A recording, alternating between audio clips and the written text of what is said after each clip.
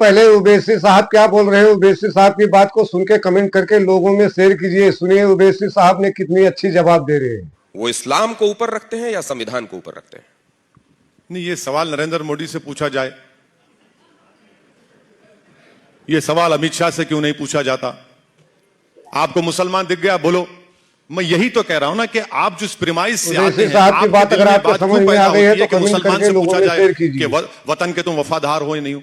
क्या आप ये सवाल करेंगे मौलाना अबुल कलाम आजाद से? क्या आप सवाल करेंगे अल्लामा फजल खैराबादी से? क्या आप सवाल करेंगे जौहर बरदरान से? क्या उन उलमाओं से सवाल करेंगे जिन्होंने देश की आजादी के लिए जिहाद का फतवा दिया था? ये क्या बात है? बोलिए। 75 साल की आजादी मना रहे हैं, मगर आपके दिल में अभी भी एक कीड़ा है कि मुसलमान वफादार है या नहीं है।